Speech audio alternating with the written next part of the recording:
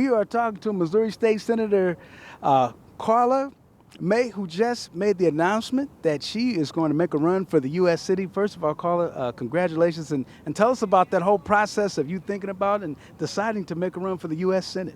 Well, this wasn't an overnight decision. As I've served in the state legislature for the past 14 years, I have thought about this for over 2 years now, and I started the process of informing people, sometime last year when I was running for re-election as state senator.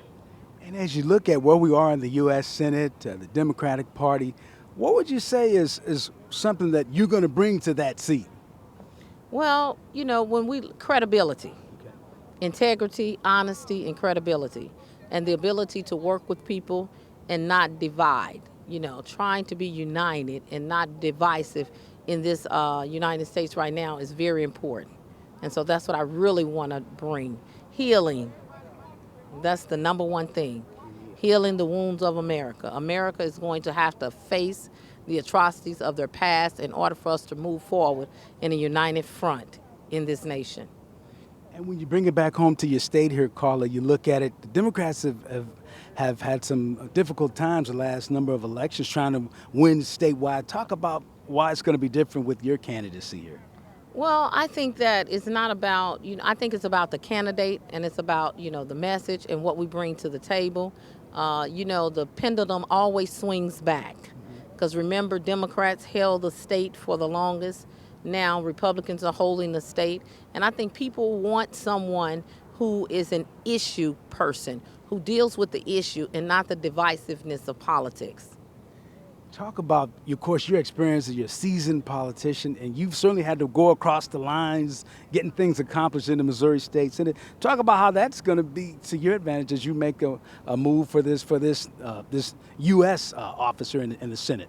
Yes, certainly. I definitely have the experience to do legislation and policy. I've worked with, in the Missouri House of Representatives. I've gotten legislation passed. I've gotten millions and millions of dollars in the budget and over this past 14 years. I know how to navigate the system when you're talking about, the House and the Senate.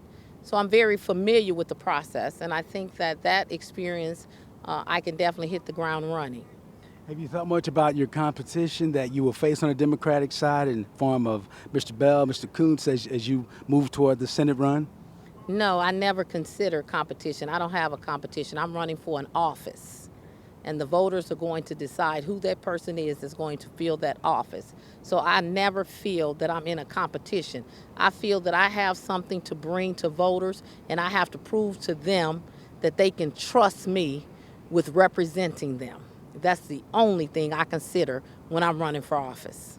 One final question. Assuming that you are successful and you get the nomination on the Democratic side, talk about Senator Hawley and the differences between him and you and what you see as a vision for the U.S. Senate. Well, let me tell you what I see. The difference is this. I understand the history of our country and how far we have come.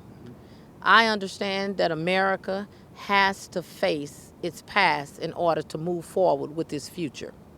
We have to start right here in Missouri. We cannot continue to perpetuate the injustices of January 6, 2021.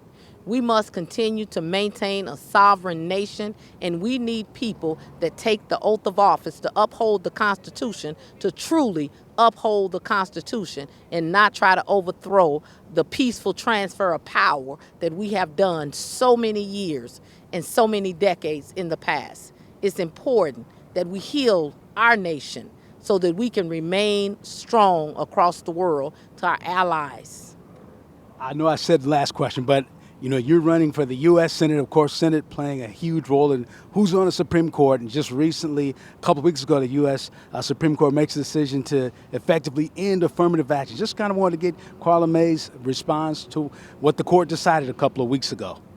Well, I'm not in favor of that decision. I think that, with the history of what has happened, even if you just look at, some of our top universities, and, I'm not picking on one, but just take Harvard, for example. And we can even say, our flagship school right here in Missouri. It was a time, I think 215 years, that they wouldn't even accept African Americans into the school.